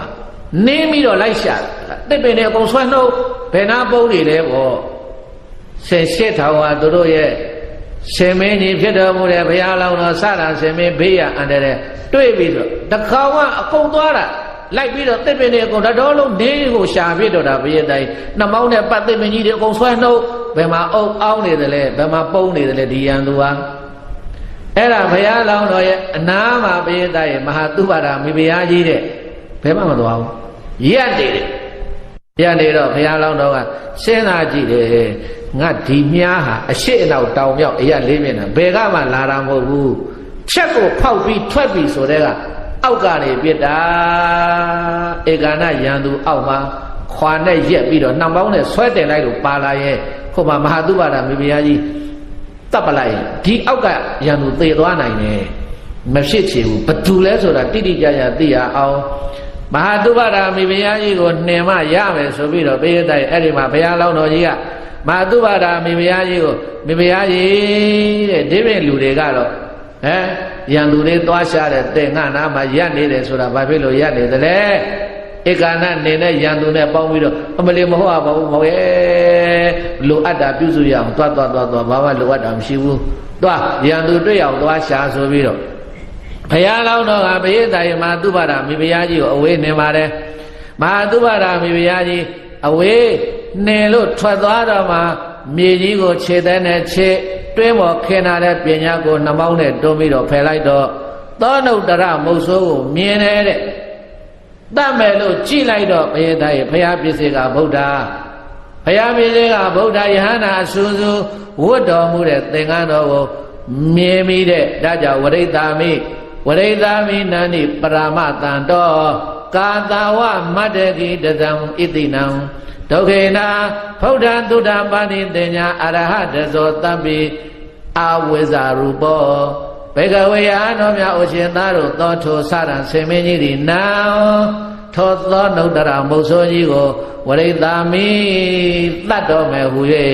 ပရမတန်တော်သုံးသတ္တိရှိသောဣတိနံတိလက္ခဏာစာရိကျေစုကဝထုကိုရှာမိတော်မူလေရှိကုန်သောဖယားပြည့်စေကဗုဒ္ဓယဟန္တာရှင်သူများတို့၏ဒဇံတကွန်သဘွယ်လည်းဖြစ်သောကာသဝံသင်္ကန်းတော်ကိုအတခေမြဝထင်တင်ဖူးမြင်လိုက်ရပါပြီအထာထိုသောမြဝထင်တင်ဖူးမြင်လိုက်ရသည်ရှိသောဒုက္ခေနဆင်းရဲခြင်းသည်ဘုရားသာနှိစ္စရသောဘုရားလောင်းတော်အားအရဟတဇောအရဟတဖို့ရဲ့တကွန်အောင်လာမည်သည်ကိုသဗ္ဗိပညာရှိသူတော်ကောင်းတို့သည်အဝိဇ္ဇရူပောမတအပ်သောသဘောရှိ၏အညာဓာတုစင်စစ်တော်ကတက္ကတာဘောယေဝပူဇော်သင့်ပူဇော်အပ်သည်သာလင်သည်ဣတိအယံတင်ညာဤသို့သောအမတ်တင်ညာမှတ်ထင်ခြင်းသည်ဘုရားပါတိဘုရားလောင်းတော်ရှင်မင်းကြီးရဲ့စိတ်တော်မှာထင်ရှားမသွေဖြစ်ပေါ်၍လာခဲ့လေပြီတကား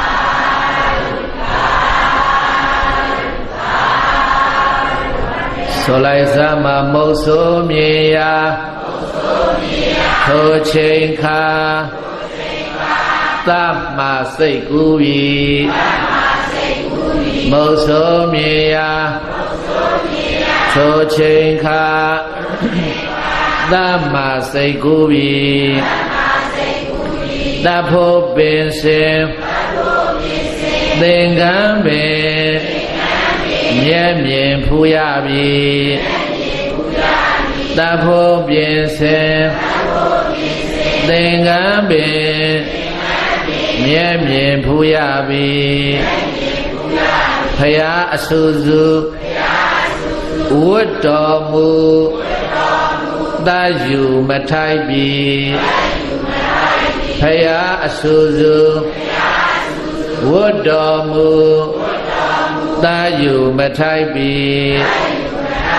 သင်္ကန်းမြင်ရာဒေါသမလင်းစွာငြိမ့်လေပြီသင်္ကန်းမြင်ရာဒေါသမ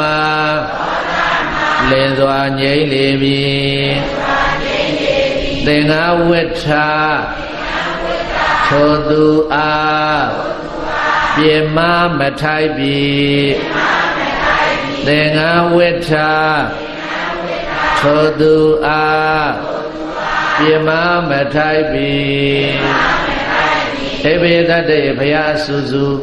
ပိသေကဗုဒ္ဓစုစုယဟန္တာစုစုဝတ်တော်မူတဲ့သင်္ကန်းတော်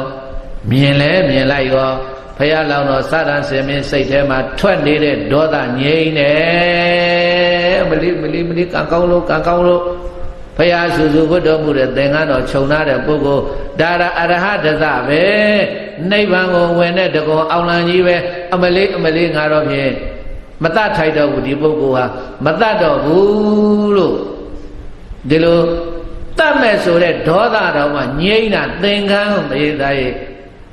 သင်္ကန်းလူခဲ့တော့သင်္ကန်းမြင်ရင်သင်္ကန်းကိုကြည်ကြိုတယ်ကြည်ကြိုလားမကြည်ကြိုဘူးလားဖြစ်တဲ့ဒေါသတော်မှသင်္ကန်းကထိမ့်မိတယ်ကွနော်ဒါကြောင့်ခဏဝါသူသင်္ကန်းလှူရတာတို့လည်းဘယ်ဘဝတွေရောက်လို့ဘယ်တွေရောက်မှမသိသေးဘူးအဲ့တော့သင်္ကန်းများကြိုးစားပြီးလှူထားကြပရိသတ်သင်္ကန်းကိုလှူမှုတဲ့ပုဂ္ဂိုလ်ကသင်္ကန်းမြင်ရင်သင်္ကန်းကြည်ကြိုတယ်ဘာမြင်ရင်ဘာကြည်ညိုဒါကြောင့်သင်္ကန်းဝတ်ထားတဲ့ပုဂ္ဂိုလ်မှန်တယ်များဟောဘာသီလမှမရှိဘူးပရိသတ်မုတ်ဆိုးကြီးကသူများသက်တတ်နေတဲ့မုတ်ဆိုးသို့တော်ပရိသတ်လူကိုမလေးစားရင်နေယူနီဖောင်းလေးစားရတယ်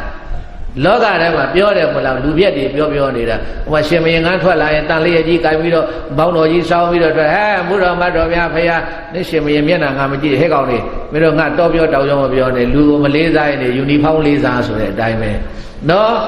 လူပြက်တွေပြောတဲ့စကားပေးတဲ့ဒီမှာလည်းပဲတန်ဃာတော်တွေကပုရုဇဉ်တန်ဃာတော်တွေဆိုတော့ကိုယ့်မျက်စိထဲမှာနေတာထိုင်တာပြောတာဆိုတာအချိုးမကြတာတွေ့ရင်တွေ့လိမ့်မယ်သို့တော်ဘုရားသင်္ကန်းကိုလေးစားပါဘာကိုလေးစားပါတွေ့လားမှာအလောင်းတော်ကြီးသင်္ကန်းလှူခဲ့ဘူးတော့သင်္ကန်းမြင်လိုက်တာနဲ့သင်္ကန်းလေးစားတယ်သူလှုပ်တာသူ့ပြသူ့ဟာသူသွားလိုက်ပဲအဲ့ဒါကိုယ်နဲ့မဆိုင်ဘူးသင်္ကန်းဟာအမတန်မှဖူးရခဲ့တယ်မြင်ရခဲ့တယ်တွေ့ရခဲ့တယ်တို့တရားတော်မတွေတော့ခဏဖူးမြင်တွေ့နေုံနဲ့မကောင်းလှူကိုလှူခွင့်ရတာဟုတ်တယ်မို့လားဒါကြောင့်ဝါဆိုသင်္ကန်းလှူရတာကဘုရားတိုင်အလွန်လုံးကိုမြင့်မြတ်တဲ့ကုသိုလ်ကြီးတစ်ခုပဲ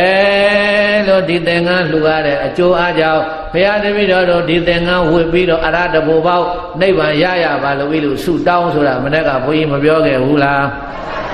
ဒါကြောင့်သင်္ကန်းဝတ်ထားတဲ့သင်္ကန်းကိုမြင်လေးစားရတယ်ဒီနေ့ခေတ်တော့ဘာတွေဖြစ်ကိုလည်းမသိဘုန်းကြီးတွေလည်းဆဲလို့ဆဲဆိုလို့ဆိုပောက်ကရတွေလျှောက်ပြီးတော့ဘုန်းကြီးတွေရင်လေးတယ်တို့တိုင်းပြီးဘေးဆိုင်အောင်မဒီတိုင်းဆိုတော့ဘေးသုံးပါနော်မလွတ်ရဘူးတန်ခါမစော်ကားရဘူးမပြင်းမရဘူးပြင်မာတဲ့စော်ကားတဲ့ပုံကိုယ်တွေများလာရင်ဘေးဆိုင်တတ်တဲ့အန္တရာယ်ကြုံတတ်တယ်ကဲအဲ့တော့ဘုရားလောင်းတော်ကြီးစိတ်စတာဆင်မင်းစိတ်ရကြည်ညိုဖို့ကောင်းတယ်ဘုရားတိုင်းဒါနဲ့နှမောင်းနဲ့ပရမတ်တတ်မလို့နေချလိုက်ရင်တခါတည်းကိုလုံးကပြားဆင်းသွားမယ်မလုပ်ဘူးလောင်းတော်ကသင်္ကန်းလဲမြင်လဲမြင်အသာလေးနှမောင်းနဲ့ခွေပြီးတော့အဲ့ဒီမှာသောနုတ္တရမုတ်ဆိုးကိုနှမောင်းနဲ့ခြေပြီးတော့ပွေလိုက်တော့သောနုတ္တရမုတ်ဆိုးကငါတော့အဝေးပြစ်ပြီးတော့တတ်တော်မယ်ထင်တယ်ငါတော့အဝေးပြစ်ပြီးတော့တတ်တော်မယ်ထင်တယ်ဆိုပြီးတော့တောက်မှန်းတဲ့အစွဲကိုလိုချင်သူကမိဖုရားအစွဲလိုရင်သူကမိဖုရားအပြည့်ခိုင်းသူကမေအကလေးလေးနဲ့ပြည့်သူကဖုရားကျွန်တော်ကြံပေါ်ကြံပဲ၃ယောက်သားအနက်မှာကံကွက်တဲ့မုတ်ဆိုးအသေးစိုးနဲ့သေရပါတော့ပဲဖုရားမတတ်ပါနဲ့မတတ်ပါနဲ့မတတ်ပါနဲ့မတတ်ပါနဲ့လို့တောင်းပန်နေတဲ့ဘုရားတိုင်အစွဲလိုရင်သူကမိဖုရားအစွဲလိုရင်သူကဘယ်လိုလဲတော့မိဖုရားပါဗျာ အစွဲလိုရင်သူကမိဖုရားအပြည့်ခိုင်းသူကမေကလေးလေးနဲ့ပြည့်သူကဘုရားကျွန်တော်လေးနဲ့ပြည့်သူကဘုရားကျွန်တော်ကြံပေါ်ကြံပဲ3ယောက်သားအနေမှာကံကွက်တဲ့မုတ်ဆိုးအသေးဆိုးနဲ့တော့မသေးပါရစေနဲ့တော့ဘုရားသင်္ကန်းခြုံတဲ့ကနေပြီးတော့ဘုရားတိုင်ဘုရားလောင်းတော်ဆင်မင်းကိုတောင်းပန်တယ်ဒီတော့မှဘုရားလောင်းတော်ဆင်မင်းကဟဲ့မုတ်ဆိုးဘယ်လိုဖြစ်တယ်လဲပြောသင်ငယ်ဘယ်ကလာတယ်လဲဘာလဲညာလဲတဲ့ဘုရားတိုင်မေးတဲ့အခါကျတော့အကုန်ပြောပြတယ်သုလသုဘတာမိဖုရားဆေလို့လိုက်ကြောင်းဒီအရာကသူပဲညွှန်ပေးလိုက်တာဒါကြောင့်ရောက်အောင်လာနိုင်တယ်သိပြီအင်းချင်းဘယ်မော်ကနေပြီးတော့တစ်6တင်နဲ့ခါကြအောင်ပြုတ်ကြတဲ့ကာလကငါ့ကိုစိတ်ကွက်တယ်တတ္တုတ္တရလို့ခေါ်တဲ့9ဆင့်ရှိတဲ့ဘရုံမာကြာဝင်ကြီးရှင်ပေါက်2ကောင်လာပေးတော့ကငါမဟာသုဘတာမိဖုရားယုပေးစဉ်ကာလကမျက်နှာပြက်သွားတယ်ငါ့ကိုရန်ညှိုးဖွဲ့ပြီးတော့တကယ်တမ်းကျတော့အစွဲလိုခြင်းလို့မဟုတ်ဘူးငါ့ကိုတတ်လို့တဲ့ဆန္ဒကြောင့်ခုချိန်ထိမပြေဘူးကဲအဲ့ဒါဆိုရင်လည်းပဲသူပြောတဲ့အတိုင်းပဲအမောင်မို့ဆိုရဲအစွဲနဲ့ဆိုဖြတ်တော်မူတော့လို့ဆိုပြီးတော့ဘုရားတိုင်မုတ်ဆိုးကပြုတ်ပြန်ချပေးသားမှာအောက်ကိုပြန်ချပေးပြီးတော့အခါတည်းလွှတ်ကြိုက်ပြီးတော့ဖြတ်ဘုရားလောက်တော့ဥခင်းမော်တင်ပေးထားတယ်ဖြတ်တော့ဘုရားတိုင်ပဲအရာတော်မထင်ဘူးတဲ့ဆွဲတော်ဖြတ်တယ်အရာတော်မထင်ဘူးတဲ့မုတ်ဆိုးချွေးတီးတီးကြတယ်29တင်းဝင်တဲ့အိတ်ကြီးကိုကိုရထုတ်လေးမတယ်လို့မနိုင်တဲ့မုတ်ဆိုးရဲ့စွမ်းအားကိုကြည့်ဘုရားတိုင်အတောင်30ရှိတဲ့15တောင်လုံးပါရှိတဲ့ဆွဲတော်ကြီးကိုဖြတ်တော့မပြဘူးအရာကိုမထင်ဘူးမုတ်ဆိုးချွေးတီးတီးကြဒီတော့မှဘုရားလောက်တော့ဆင်မင်းကဒီတိုက်လုံနေတော့ကြာလိမ့်မယ်ဟိုကဆင်8000ပြန်လာရင်ဒီကောင်သိမ့်မယ်ဒီမုတ်ဆိုးသေးတော့အဲ့ဒါမဖြစ်ချေတော့ဘူးမုတ်ဆိုးဒီလိုလုပ်နော်ငါနှောင်ပေါင်းထဲကိုလွှတ်ဒီဘက်ခိုင်းတခိုင်းထည့်ပြီးနင်ကခိုင်းတခိုင်းကိုင်းနင်ကစင်ဥက္ကမောမနေဆွဲတော်နဲ့ဆူလှူကားဟာဘယတိုင်နော်စရံစင်မြတ်ဇတ်တော်ဟာဘယတိုင်ခေါ်မယ်ဆို2နာရီ3နာရီတော့ခေါ်လို့ရတယ်ဒီဘက်ဟာတွေဘာတွေပါရှောက်ဆိုလို့ရှိလို့ရှိဆိုစရာတွေကအများကြီးရှိတယ်ဘယတိုင်မောင်မင်းတို့တခင်မုံမင်းဆိုင်ပြိုးမုံမညိုးပြီးတော့မုတ်ဆိုးတစ်ပိုင်းမိမရိုင်းကြီးကိုငါမာတိုင်းပြောလိုက်ပါဝမ်းတဲ့တရားမကောင်းဘူးလားဆိုတော့အဲ့ဒါဆိုရင်ဝမ်းတဲ့နေကြောင့်ပြန်ခံနေကြမောင်မင်းတို့သခင်မုံမင်းဆိုင်ပြိုးမုံမညို့တတ်တဲ့မုတ်ဆိုးတစ်ပိုင်းမိမရိုင်းကြီးကိုငါမာတိုင်းပြောလိုက်ပါဒီဘဝဒီမြနေတာ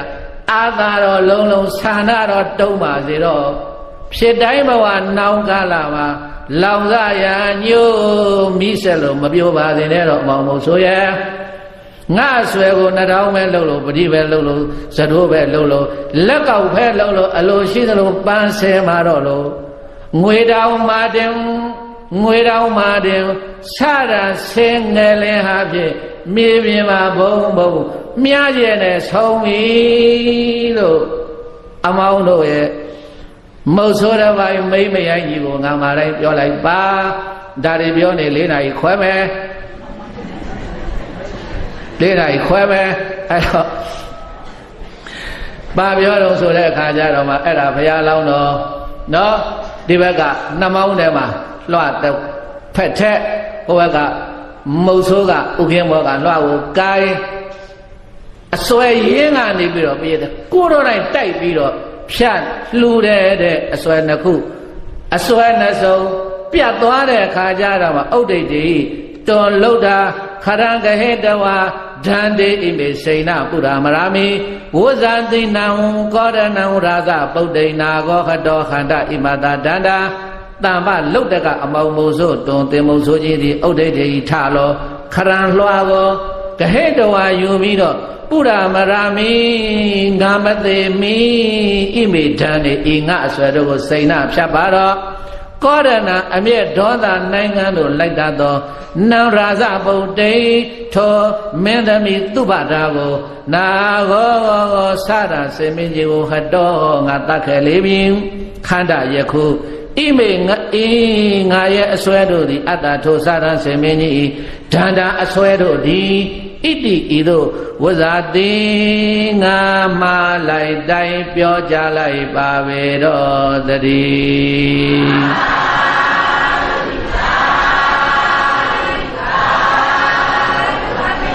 အေးမောင်တော်နုဒ္ဒရာမုတ်ဆိုးတဲ့မောင်မင်းတို့သခင်မုံပင်ဆိုင်ပြိုးမုံမညွတ်တတ်တဲ့မုံဆိုးတစ်ပိုက်မိမယိုင်းကြီးကိုငါမတိုင်းပြောလိုက်ပါဒီဘဝဒီမြနဲ့တာအာသာလုံးလုံးဆန္ဒတော့တုံးပါစေတော့ဖြစ်တိုင်းဘဝနောင်ကာလမှာလောင်စာရံညို့မိဆက်လို့မပြောပါစေနဲ့တော့ဒီဘဝဒီမြနဲ့ပဲတော်ပါတော့တန်ပါတော့လိုချင်တဲ့အစွဲနဲ့စုယူတော်မူလို့ပြန်ပြီတော့တဲ့ဣဒံမေပုံညာသဗ္ဗညုတညာနာတာပစ္စယောဟောတုစွဲတော်နဲ့စုနှမောင်းပေါ်တင်ပြီးတော့ပြေးတဲ့ဘုရားလောင်းတော်ကြီးဆုတောင်းပြီးငါလှူလိုက်တယ်လို့ပဲပြောလိုက်ပါသင်္မုတ်ဆိုရင်အလူခံသွားပါကြည်စားပြေးတဲ့အလူခံတဲ့ပုဂ္ဂိုလ်ကဘာတိလမှမရှိဘူးသို့တော့ဘာကိုအာယုပြုတဲ့သင်္ကန်းခုံဘာကုံနဲ့လဲမုံဆိုးခန္ဓာကိုယ်မှာခြုံထားတဲ့သင်္ကန်းကုံကိုဖရာစုစုဝတ်တော်မူသုံးတော်မူတဲ့ဒီသင်္ကန်းကုံကိုအာရုံပြုပြီးတော့ဣဒံမေပုံညာသဗ္ဗညုတညာနာတပစ္စယောဟောတုသဗ္ဗညုတဉာဏ်ကြီးရဲ့အထောက်ပံ့ပဲဖြစ်ပါစေငါစွဲတော်နဲ့စုငါသိချစ်တာပေါ့ရှင်တို့ရဲ့အသက်ဟာအစွဲပဲစွဲတော်နဲ့စုချစ်တော်မူတယ်သို့တော့စွဲတော်တဲ့စားရင်သဗ္ဗညုတဉာဏ်ကြီးကိုငါပို့ချစ်တယ်ဘာဖြစ်လို့သဗ္ဗညုတဉာဏ်ကြီးပို့ချစ်တယ်သဗ္ဗညုတဉာဏ်ရမှာဖရာဖြစ်မယ်ဘာဖြစ်လို့ဖရာဖြစ်ခြင်းနဲ့လဲတတ္တဝါတွေကိုတရားဟောခြင်းလို့တတ္တဝါတွေကိုသံဃာဝုဘေကယုခွေကနေကဲတင်ခြင်းလို့ဖရာရဲ့ကျေးဇူးခုံနေပေးတဲ့ရဲ့ဒီလိုအနစ်နာခံခဲ့ရတဲ့ဘဝပေါင်းမြောင်များစွာတရားမလို့နောက်ဘဝမှာလည်းပဲမုံမင်စိုက်ပြိုမုံမှညှို့တတ်တဲ့မုံဆိုးတစ်ပိုက်မိမယိုင်းကြီးကိုငါမတိုင်းပြောလိုက်ပါမုံဆိုးရဲ့ဒီဘဝဒီမြနေတာအာသာလုံးလုံးဆန္ဒတော့တုံးသေးတော့ဖြစ်တောင်းဘဝနောင်ကာလမှာလောင်စားရညို့မိဆက်လို့မပြောပါစေနဲ့တော့ငါအစွဲကိုနှထောင်းပဲလှုပ်လို့ငါလှူပြီးပြီပတိပဲလှုပ်လို့လက်ကောက်ပဲလှုပ်လို့အလိုရှိသလိုပန်းဆဲမှာတော့ငွေတောင်မာတင်စတာဆင်းငယ်လင်းဟာဖြင့်မြေပြင်မှာဘုံဘုံမြခြင်းနဲ့ဆုံးပြီဒါလေးပဲပြောလိုက်ပါလို့မှာလိုက်တော့ဘုရားရဲ့စတာဆင်းမဲ့ဆွဲနေစုရတော်မူတော့မှမုတ်ဆိုးအဲ့ဒီမှာပြန်မို့လို့ဟာဓမ္မမုတ်ဆိုးတင်လာတာဘယ်လောက်ကြာလဲ9 လ 9 နှစ် 9 ရက်တင့်ကောကအမြန်ရအောင်လုပ်ပေးမယ်ဒီဆွဲတော်မြရဲ့တကိုးတေးသောအာနုဘောကြောင့်9 ရက်အတွင်းကိုပြန်ရောက်လိမ့်မယ်တဲ့ဘယ်နှစ်ရက်နဲ့မရောက်ပါနဲ့ဒီဆွဲတော်ကလည်းပဲပေးတိုင်းအလောင်းတော်ကြီးရဲ့ဆွဲတော်ဆိုတော့မင်းလာခဲ့တာ9 နှစ် 9 လ 9 ရက်ကြာတယ်9 ရက်နဲ့ဗာဒနာတိပြည်ပြန်ရောက်လိမ့်မယ်ကဲဆွဲတော်နဲ့စုထမ်းတော်မူပြီးတော့လစ်ပြီးတော့မုတ်ဆိုးလို့မုတ်ဆိုးကိုမေတ္တာပို့ထုတ်လိုက်သေးတယ်ဒါကြောင့်ဘယိတ္တခန္တီဣယံဒေါသမံတွန်းလှန်နိုင်ပါစေဒေါသဖြစ်တယ်ခန္တီတိခံတဲ့စိတ်နဲ့မုတ်ဆိုးကိုမေတ္တာပို့ပြီးတော့သွားပြီးတော့မုတ်ဆိုးမြန်မြန်သွားဟို8000လာရင်မင်းအသက်ချမ်းသာရမှာမဟုတ်ဘူးသွားပြီတော့လို့ဘယိတ္တတွေအဲ့ဒီမှာလှုပ်လို့မုတ်ဆိုး9 ရက်နေတော့ပြန်ရောက်သွားတယ်ထားလိုက်ဒီမှာဖယားလောင်းတော့ကသွေးတွေပွက်တခါတည်းထွက်ပြီးတော့တူတူပြောဆိုဘယိတ္တဆွဲတော်ဖြတ်တော်ဆွဲတော်ကထွက်တဲ့သွေးတွေဝမ်းပိုင်ပေါက်လာတော့ဝမ်းဘက်ကထွက်တဲ့သွေးတွေဟိုမှာ8000ပြားမလာခင်မှာဖယားလောင်းတော့ကြီးမြေပြင်ဘုံဘုံမြားကျင်နဲ့ဆုံးလို့လောင်းတော့သေဝဲဝင်သွားတယ်တဲ့ခါစင်နေတတော်လုံးတောင်လို့ရှာရန်သူမတွေ့တော့ဝိုင်းအောင်လာပြီးတော့နှမောင်းနေနဲ့တို့ကြည့်မရတော့ဒီမှာအသက်ဆုံးပြီအဲ့ဒါဆုံးသွားတဲ့ချိန်ကာလမှာငိုလိုက်ကြအော်လိုက်ကြတတော်လုံးတောင်လုံးပါပြေးတိုင်ဗာပြောကောင်းမလဲအဲ့ဒီချိန်မှာပြစ္ဆေကဗုဒ္ဓ900ကြွတော်မူလာတော့စင်နေဘလောက်လိမ်မာတော့ဆိုတာဖယားလောင်းတော်စရံစင်မင်းကြီးသေသွားတဲ့စရံစင်မင်းကြီးရဲ့နှမောင်းတော်ကိုဘေးရရှင်တွေကနှမောင်းနေနဲ့ဝိုင်းမပြီးတော့ဥသုံးချိန်နဲ့ဘယိတ္တရဲ့အဲ့ဒီမှာပြစ္ဆေကဗုဒ္ဓရှင်သူမြတ်တွေကိုသေသွားတဲ့စရံစင်မင်းကြီးရဲ့နှမောင်းတော်နဲ့ဘေးကရှင်တွေကဝိုင်းထိန်ပြီးတော့ပြစ္ဆေကဗုဒ္ဓရှင်သူမြတ်တွေကိုဥသုံးချင်းချခိုင်းတယ်သိနေပါပြီရှင်ကြီးရတော့ဥသုံးချင်းချခိုင်းပြီးတော့အဲ့ဒီမှာနောက်တော့တော်တဲ့တောင်ထဲမှာရှိတဲ့သေကိုင်းကြောက်တွေဘာတွေရှာဖွေပြီးတော့ဘုရားလောင်းတော်စရံစင်မင်းကြီးရဲ့ဇာပနဘယိတ္တရဲ့အဲ့ဒီမှာပြကြအောင်မိရှို့ပြီးတော့အဲ့ဒီတောထဲကနေပြီးတော့ရှင်နေလေးထွက်သွားတယ်ဒါထားလိုက်ဒီတောထဲကတောကန်းကမြို့ရောက်တော့မဟုတ်ဆိုး မရောက်တဲ့အခါကျတော့9ရက်နဲ့ရောက်သွားတော့သုလသုဘတာမိဖုရားကြီးကအမောင်ဘုဆိုးဘယ်လိုလဲအောင်မြင်ခဲ့သလားအောင်မြင်ခဲ့ပါတယ်ဘုရားပြစမ်းဆွဲတော်နှစ်ဆူဆိုပြီးတော့အဲ့ဒါဆွဲတော်နှစ်ဆူသုလသုဘတာမိဖုရားကြီးလက်ထဲထည့်လိုက်တော့ပြေးတဲ့သုလသုဘတာမိဖုရားကြီးကဆွဲတော်နှစ်ဆူကိုကြည့်ပြီးတော့ဟိုတုန်းကတော်တဲ့တောင်ထဲမှာချစ်ခင်ကျင်နာနဲ့နေခဲ့ရဘုံနေဟောပြန်ပြီးတော့တတိယပါဗျာငါ့ကိုဘယ်လိုအလိုလိုက်ခဲ့တာတွေငါဒီအချက်လေးနဲ့ချက်နဲ့အလောင်းတော်ကြီးရဲ့အပေါ်မှာမုံမင်စိုက်ပြောမုံမှညှိုးပြီးတော့ငါရံညိုးတွေဖွဲ့ခဲ့တာမှားပြီ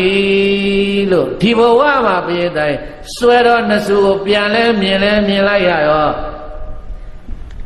သူဘတာမိဖုရားကြီးကစွဲတော်ပွေရဲတဲ့ရင်ထဲမှာနှလုံးသွေးအပ်ပွက်ပြီးတော့တခါတည်းအဲ့ဒီသလွန်မော်ပါတယ်စွဲတော်နှစ်စုဖက်ပြီးတော့နိုင်ဝဆံလို့ကံတော်ကုန်သွားတယ်တဲ့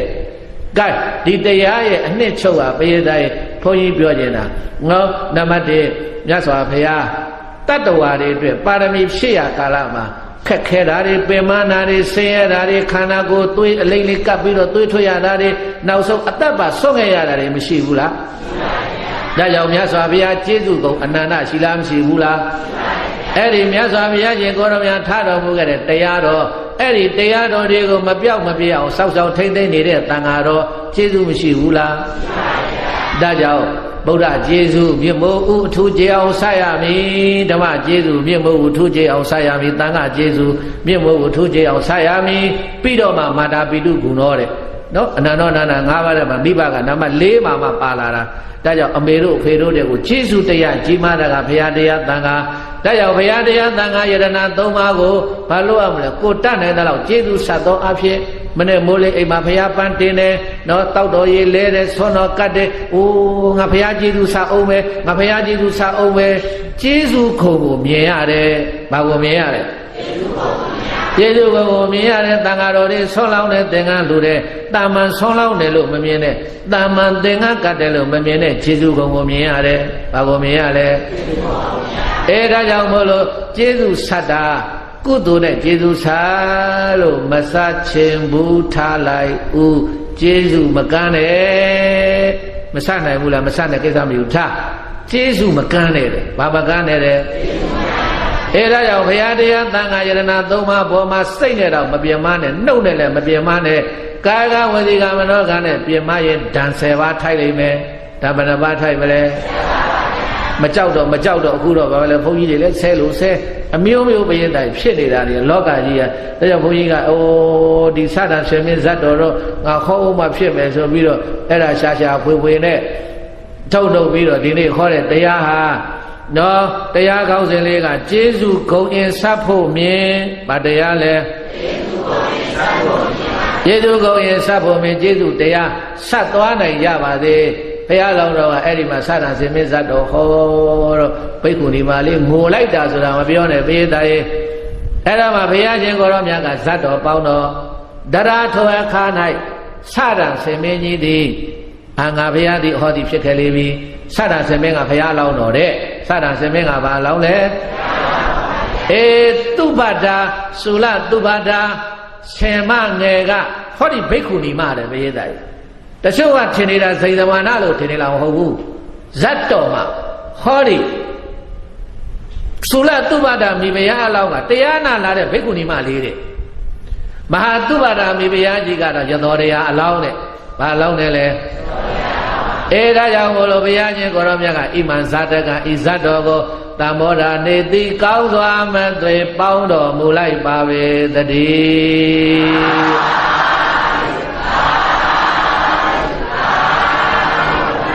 ဂိုက်ဘယေတိုင်ဇပေါင်းကံပြီးပါပြီဘုရားလောင်းတော်စတာဆင်မင်းဇတ်တော်တဲ့ဒီဇတ်တော်ကြီးနာကြ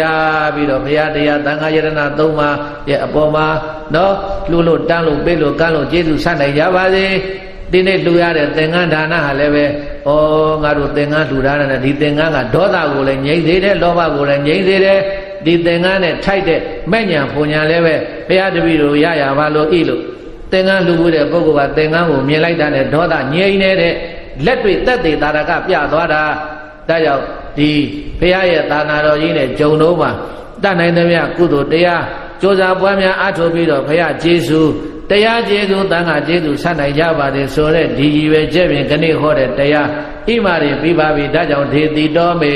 အယံဓမ္မောဗုဒ္ဓေနာခိစ္ဆာပါတိတော်ဒေနာတပေဒုက္ခယံတုဇနာအိဋ္ဌသမင်္ဂိနောဗုဒ္ဓေနအရဟံတစုတရားမူခိုင်းတုနိုင်မမြင်ခောရမဘုရားရှင်သည်အခိစ္ဆာပါတိတော်ထံကတိုင်းဘယပြပြသာသာထိကရုပ်ဆိုရဟောကြားအပ်သောအယံဓမ္မောစဒန္တဇတ်တော်လို့ခေါ်ဆိုအပ်တဲ့ကျေးဇူးဂုဏ်အင်းဆက်ဖို့မြင်လို့အမည်ပေးထားတဲ့ဓမ္မကထာဒေသနာတော်မြတ်ကိုမေမယငါသည်ဒေတိတော်ဒုဒကဒကမတွေသိစေမစေကျင့်ကြံနိုင်ကြပါစေဤအနေဖြင့်ကောင်းစွာမသွေဟောကြားတော်မူခဲ့ပါပြီတေနထို့သို့စေဘူးဓမ္မဒါနဓမ္မသဝနာဘာဝနာမေယပုံညကရိယာကုသိုလ်တို့ကြောင့်တပိကျွဲ့မဲ့ဥသုံးလုံးစုံကုန်သောဇဏတရားနာရောက်လာပေါင်းများစွာတို့သည်ဣဋ္ဌသမင်္ဂိနောမိမိတို့အတိအလိုရှိရာတောင်းတအပ်သောဣဋ္ဌမင်္ဂလာကျက်တရေဖြာဖြာတို့နှင့်ပြည့်စုံကြကုန်သည်ဖြစ်၍ဒုက္ခယံတုယနေ့ကသာနိဗ္ဗာန်ရောက်ကြသည့်ဘဝတိုင်အောင်စိတ်ရွှင်လန်း၍ကြံကြံမာမာချမ်းချမ်းသာသာရှိတော်မူနိုင်ကြပါစေကုန်သတည်း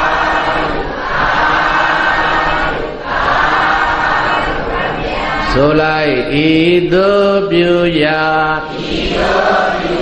ပုံညာကုသိုလ်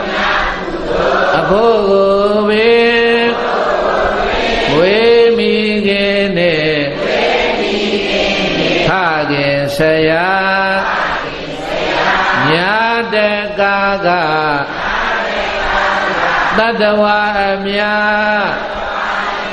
နတ်တို့အားလည်းရညာပါစေပေမြဝေသည်မြာတွေသာတို့ခေါ်စေသောအာလုံးကြာကြာရမြအမြယူတော်မူကြပါကုန်တော်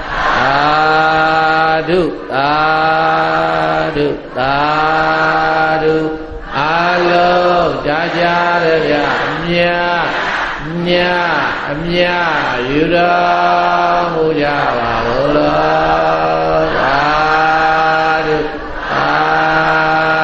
သာဓုအာလုံးကြာကြာရမြယူတော်မူကြပါကုန်တော်သာဓုအလုံးသက်ရှိကြမှာစိတ်ချမ်းသာ၍လူရစန္ဒပြေဝကြပါစေ